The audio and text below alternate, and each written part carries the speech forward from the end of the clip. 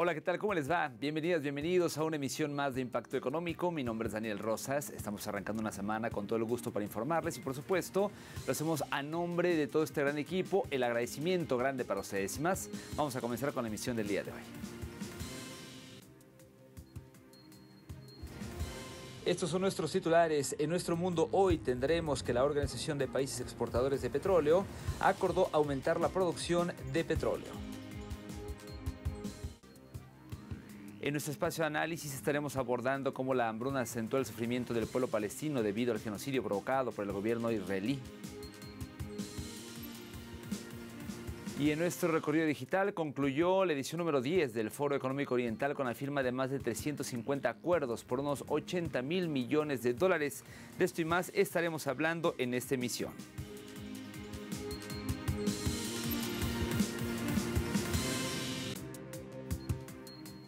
Momento de comenzar con el detalle de la información. Mire, la Organización de Países Exportadores de Petróleo acordó aumentar la producción del mismo del petróleo. Mediante una cumbre virtual, 8 países de la organización anunciaron que se estableció elevar la producción del petróleo en 137.000 barriles diarios en el mes de octubre. Asimismo, expresaron que la decisión fue tomada por la estabilidad de las perspectivas económicas mundiales y los sólidos fundamentos actuales del mercado. Por último, destacaron que el aumento marcará la salida de los recortes voluntarios de 2,2 millones de barriles diarios. Es lo que se dijo en esta cumbre de la OPEP.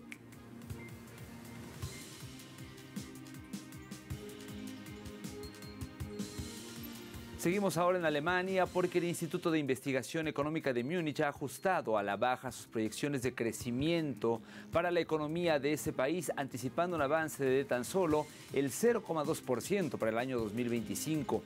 Esta cifra representa una disminución respecto a la previsión anterior, que se situaba en el 0,3%. Esta revisión a la baja se debe al impacto continuado y negativo de los aranceles impuestos por Estados Unidos. En el informe, se ha rebajado la perspectiva para el año 2026, pronosticando ahora un crecimiento del 1,3% en lugar del 1,5% estimado previamente. La institución señala que un paquete de estímulo gubernamental de 9.000 millones de euros previsto para 2025 podría ayudar a la recuperación, aunque sus efectos principales se esperan a partir del 2026.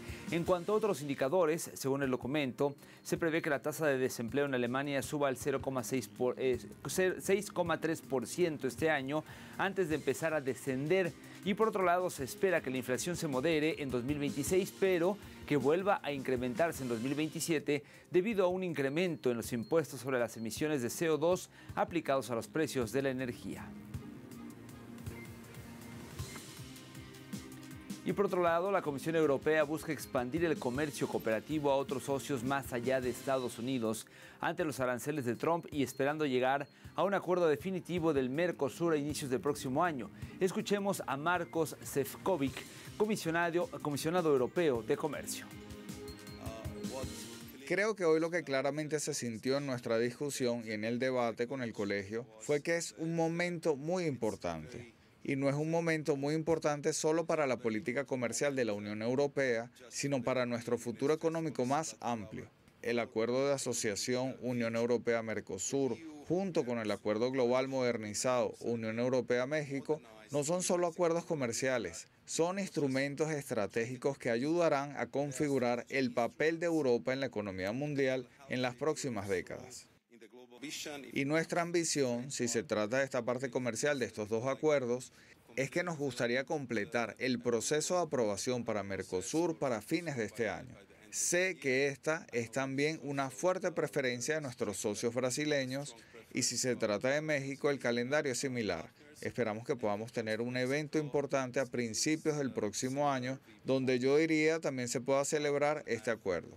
Y por supuesto, todo el acuerdo que también tiene una parte política, que tiene una parte de inversión, que también cubre las competencias nacionales, pasaría por el proceso normal de ratificación. Pero solo queríamos asegurarnos de que las empresas y los operadores económicos puedan beneficiarse de este acuerdo tan importante, con este nuevo, muy importante, acceso al mercado en estos tiempos económicamente muy convincentes y convincentes lo antes posible. Y en otros temas, Corea del Sur ha suspendido los envíos de paquetes a Estados Unidos debido a que la orden de Trump de poner fin a una exención arancelaria global para productos de bajo costo afecta al sector de comercio electrónico transfronterizo del país. La orden establece que los bienes importados o enviados a través de medios distintos a la red postal internacional con un valor igual o inferior a $800 estadounidenses y que de otro modo calificarían para la exención de los MIMIs estarían sujetos a todos los aranceles aplicables.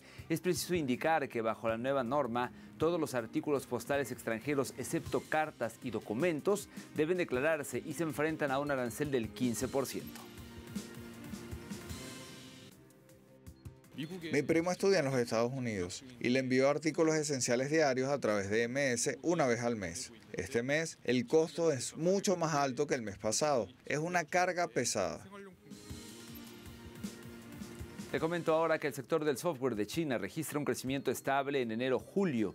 Según datos oficiales, esta semana los ingresos del software producido en China llegaron a 8,32 billones de yuanes, es decir, alrededor de 1,16 billones de dólares. En los primeros 7 meses, un aumento interanual del 12,3%, según el Ministerio de Industria y Tecnología de la Información, el llamado MIT. De enero a julio, las ganancias de las empresas chinas de software crecieron un 12,4% interanual. El sector exportó software por valor de 33.980 millones de dólares durante el periodo, un aumento interanual del 5,2%.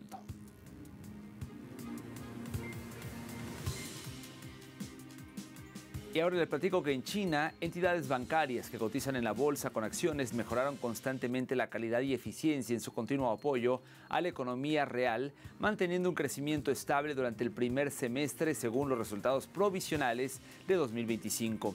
Dichos resultados indican que los 42 bancos que cotizan en bolsa registraron ingresos operativos totales superiores a 2,9 billones de yuanes, es decir, unos 410.000 millones de dólares estadounidenses, lo que representa un aumento interanual superior al 1%. Asimismo, su beneficio neto atribuible a las matrices alcanzó el 1,1 billones de yuanes, es decir, un 0,8% más que el mismo periodo del año anterior. Hemos apoyado plenamente el desarrollo de alta calidad de la economía real. A finales de junio, los préstamos al sector manufacturero aumentaron un 12,99% en comparación con el final del año anterior, mientras que los préstamos a industrias emergentes estratégicas crecieron un 22,92%. Los préstamos para programas de intercambio de bienes de consumo casi triplicaron el total del año anterior en términos de financiamiento tecnológico. Nuestra tasa de crecimiento y financiamiento también superó a la de nuestros pares. En la primera mitad del año, el volumen de solicitudes y desembolsos de hipotecas aumentó significativamente en comparación con el mismo periodo del año pasado, mientras que los saldos de los préstamos se mantuvieron estables. En los últimos años, la proporción de transacciones de viviendas de segunda mano en el total de transacciones de viviendas ha aumentado continuamente y estamos aprovechando activamente esta oportunidad estructural. Y en más información le comento que el gobierno de Colombia presentó una nueva ley de financiamiento con el fin de cubrir el déficit fiscal actual. ¿Pero en qué consiste? Nuestro corresponsal Hernán Tobar le ofrece los detalles a continuación. En alocución nacional, el presidente Gustavo Petro argumentó la pertinencia de la nueva ley de financiamiento presentada ante el Congreso de la República. Señaló qué sectores serán los que deben tributar y esgrimió las razones para financiar el proyecto del presupuesto general de la Nación para el 2026 por un valor aproximado de 140.000 millones de dólares. Entonces aquí hay unos ricachones que no saben qué hacer con el dinero porque ni sus padres, ni sus hijos, ni sus nietos se lo van a poder gastar. Que cogen el tiempo, que cogen el espectador a decir que qué terrible la reforma tributaria, que ahora sí es a personas naturales, pues sí es a personas naturales, pero los que se llevan la plata a los paraísos fiscales, no al pobre trabajador.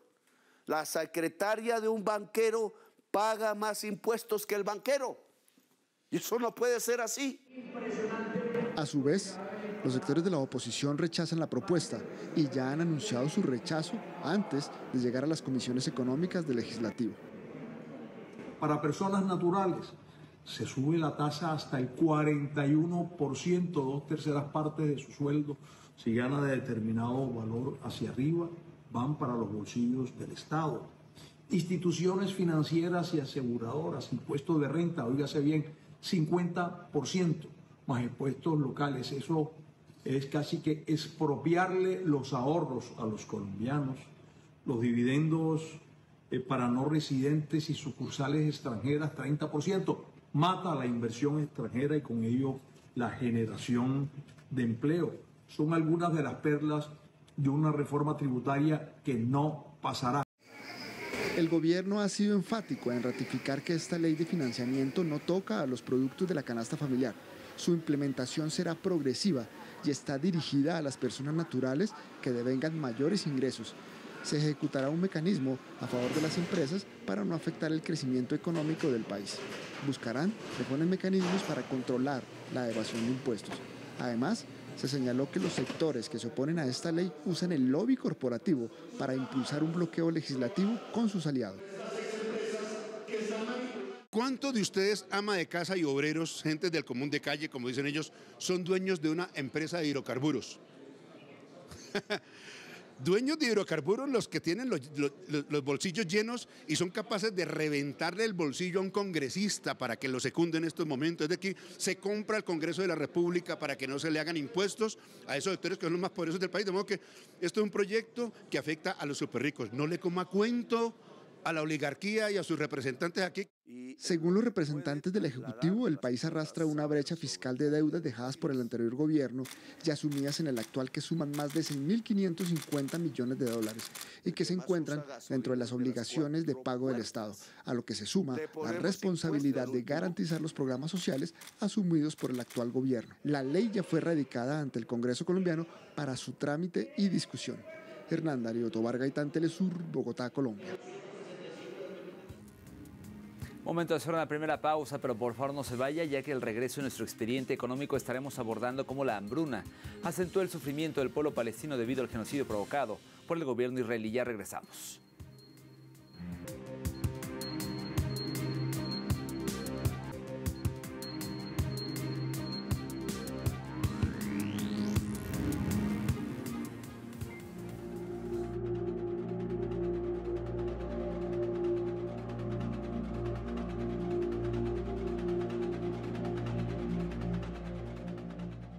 No tengan ninguna duda de que este es un testimonio irrefutable. Es una hambruna, la hambruna de Gaza. Es una hambruna que podríamos haber evitado si se nos hubiera permitido. Sin embargo, la comida se acumula en las fronteras debido a la obstrucción sistemática de Israel. Es una hambruna a unos pocos 100 metros de comida, en una tierra fértil.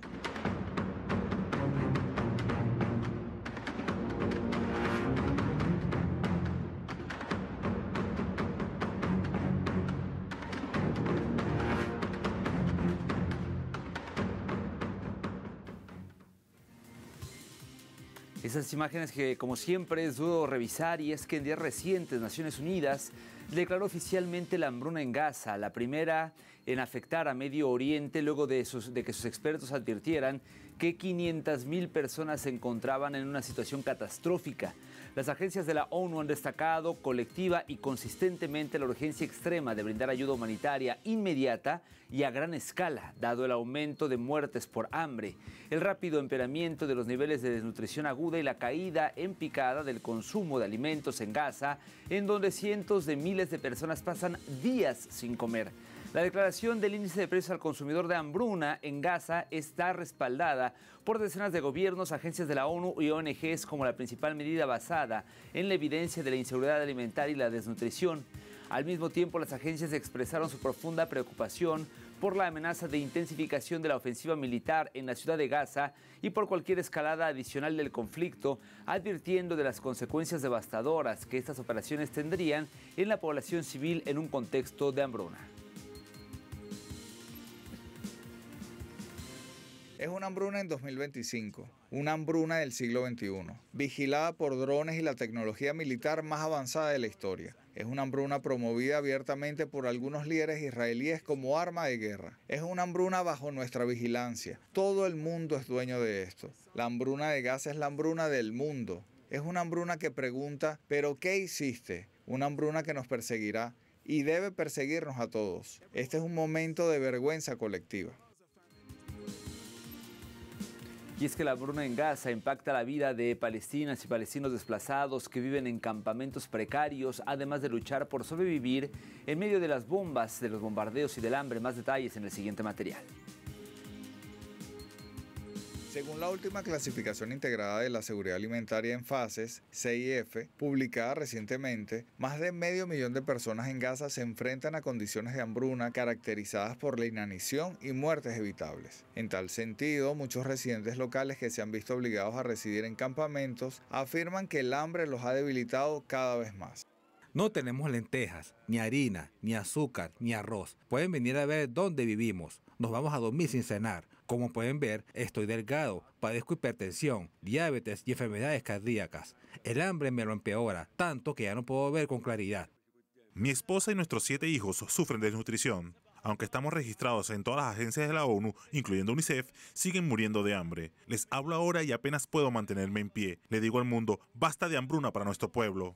Una red informal de centros improvisados de distribución de alimentos, conocidos como comedores taquilla, se ha considerado la última línea de defensa contra la hambruna en Gaza. Sin embargo, debido al bloqueo militar israelí que está obstaculizando el suministro de alimentos a granel, los comedores están gravemente desabastecidos, incapaces de satisfacer la demanda de una región con altos niveles de hambre. Desde el Ramadán, hace 5 meses, vivimos en condiciones. Mi hijo tiene una herida de bala en la cabeza y no puede trabajar. Y no tenemos ninguna fuente de ganancias. Dependemos del comedor social para obtener comida. Y eso, ¿cuándo se apertura? Una vez cada 2 o 5 semanas. Si deja de funcionar, moriremos de inanición. Nadie sabe cuánto padecemos. Nuestra vida ya no la aguantamos. Es muy, muy difícil. Los datos analizados entre el 1 de julio y el 15 de agosto por la Agencia de las Naciones Unidas mostraron evidencia clara de que se han alcanzado los umbrales de la hambruna y la desnutrición aguda. La FIC advirtió que 1/3 de la población de Gaza podría enfrentar niveles catastróficos de hambre para finales de septiembre y que esto probablemente es un subregistro. Y los niños de la Franja de Gaza son una de las principales víctimas de la hambruna. Continúan padeciendo desnutrición severa debido a la falta de alimentos esenciales. La desnutrición aguda, segundo indicador básico de hambruna, ha aumentado a un ritmo sin precedentes. Los niveles de desnutrición entre niños y niñas menores de 5 años se han cuadruplicado en 2 meses, hasta situarse en el 16,5%. Esto indica un deterioro crítico en el estado nutricional y un acusado aumento del riesgo de muerte por hambre y desnutrición. Asimismo, los servicios básicos de atención a la desnutrición han colapsado y los menores de 1 año carecen de acceso a agua segura, sucedáneos de la leche materna y alimentación terapéutica. La evaluación realizada por la Organización de las Naciones Unidas para la Alimentación y la Agricultura, la FAO, el Fondo de las Naciones Unidas para la Infancia, UNICEF, el Programa Mundial de Alimentos, el PMA, y la Organización Mundial para la Salud, la OMS, confirmó que se han superado los umbrales de privación alimentaria extrema, desnutrición aguda y muertes relacionadas con el hambre, lo que marca la primera hambruna declarada oficialmente en el Medio Oriente desde que se estableció la CIF. Debido al asedio y a la hambruna, la salud de mi hija se ha deteriorado. Ha perdido nutrientes vitales, ya que no hay alimentos saludables como verduras, frutas o carne. Su condición es extremadamente difícil. Esta será una reunión sin precedentes, pero significativa. Todos hacemos un llamado a todos los actores internacionales para que salven la vida de estos niños que están desnutridos, asfixiados y sufriendo, y para que detengan esta operación militar en Gaza. Los adultos sufrimos de desnutrición, al igual que los niños. Mi hijo desarrolló desnutrición debido a la falta de calcio y minerales en su cuerpo, lo que causó infecciones. En medio de la hambruna, ciudadanos palestinos llevan ollas a un comedor de beneficencia con el fin de conseguir alimentos. Escuchemos algunos de sus testimonios. Estamos viviendo en una situación difícil. No hay comida ni bebida. A pesar de la ayuda que está llegando, la ayuda llega por vía aérea, la ayuda cae, viene por medio de las intersecciones, pero no nos beneficiamos de ello. Los judíos, israelíes, ¿lo dejan para quién? Para los ladrones. Los judíos israelíes derribaron nuestros hogares. No tenemos casas, vivimos en campamentos. El sol nos quema todo el día, las moscas nos pican todo el día. Los mosquitos y las pulgas vienen por la noche. Esto no es vida. Esta vida es de los animales. Una vida de miseria. Una vida sin esperanza. No hay vida en él. Y los países árabes están dormidos. Nadie nos ayuda. No hay ayuda y no hay bienes en el mercado. Cuando los bienes están disponibles en el mercado, sus precios son muy altos. Además, la ayuda que traen los judíos es una mentira, porque no todos pueden permitirse ir. Solo los ladrones van a traerlo. Tenemos a Dios y, como puede ver, nos amontonamos alrededor de la cocina de caridad para comer. Si queremos traer verduras, no hay ninguna en el mercado. Las verduras son muy caras. Y si hay verduras, no hay gas de cocción para cocinar. Ante toda esta terrible situación, una portavoz de la Oficina de las Naciones Unidas para la Coordinación de Asuntos Humanitarios advierte que la hambruna en Gaza ya es mortal y pide que se resuelvan urgentemente los retrasos en la ayuda y las barreras de despeje. Una vez que se confirme esto, en muchos sentidos ya será demasiado tarde. Y eso significa que, por supuesto, hemos tenido personas que han muerto de hambruna, inanición y desnutrición. Y esta es una situación muy peligrosa ahora. A menos que se aborde y se revierta rápidamente, seguirá deteriorándose mucho más rápido y se extenderá. Y para ser sincera, me aterra pensar en lo mal que puede llegar a estar si no se actúa con urgencia. Lo que debe suceder es que ingrese un mayor volumen de suministros a diario para garantizar que sea suficiente para atender las necesidades de todos aquí. Y lo segundo que debe suceder es eliminar los impedimentos que enfrentamos para recolectar estos suministros. Estos impedimentos incluyen demoras cuando vamos a recoger suministros en los cruces, porque la mayoría de las veces pasamos muchas horas esperando la autorización para movernos, por autorizaciones, controles y diversas tareas que terminan demorando 12, 16 o 20 horas para completar las misiones. De esta manera es como llegamos al momento de hacer una segunda pausa en el programa el día de hoy. Al regreso tendremos que concluyó el 10º Foro Económico Oriental con la firma de más de 350 acuerdos por unos 80.000 millones de dólares. Esto como parte de nuestro recorrido digital. Ya volvemos.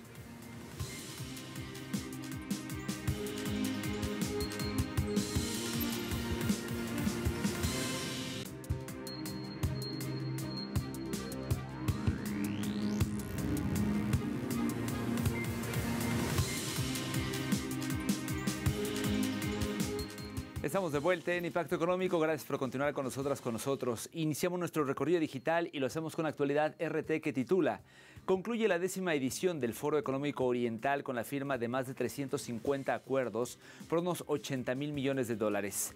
Dice esta nota que la edición número 10 del Foro Económico Oriental se celebró en la ciudad rusa de Vladivostok del 3 al 6 de septiembre. El tema principal del BEF 2025 fue Lejano Oriente, cooperación por la paz y la prosperidad. El programa del foro concluyó con más de 100 eventos empresariales y se dividió en 7 bloques temáticos principales. Avanzamos con TV Bricks, que reseña: India impulsa su bioeconomía hacia un crecimiento sostenible. En la última década, India ha transformado, dice esta información, su bioeconomía de apenas 10.000 millones de dólares en 2014 a 165.700 millones en 2024, con la meta de alcanzar 300.000 millones para el 2030. Este crecimiento ha sido impulsado por avances en biotecnología, innovación agrícola, biomanufactura y salud. Según cifras oficiales, la bioeconomía india se compone de 4 grandes sectores: bioindustrial con un 47%, biofarma con 35%, bioagri con 8% y bioresearch con 9%. La bioeconomía india se proyecta así como motor de crecimiento verde, capaz de mitigar el cambio climático mediante la reducción de emisiones, la promoción de dietas equilibradas, la restauración forestal, el reciclaje y el uso de la bioenergía. Finalizamos con el portal de Europa Press, que informa el precio del alquiler crece 15,53% en agosto, según pisos.com. La vivienda del alquiler en España cerró agosto con un precio medio por metro cuadrado de 13,69 euros, lo que supone un incremento o una subida de 15,53% en relación con el mismo mes del 2024, un incremento de 1,11% respecto a julio, según el último informe realizado por el portal pisos.com.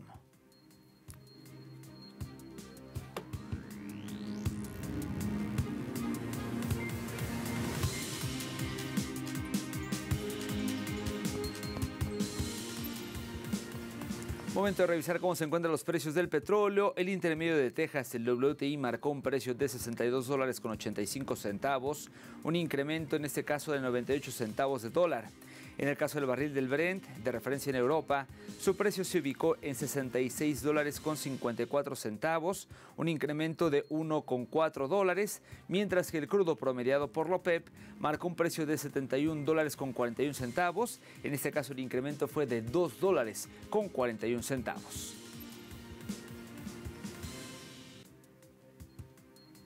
Llegamos así al final de esta emisión. Gracias por su compañía. Nos vemos pronto con más de Impacto Económico. Hasta entonces.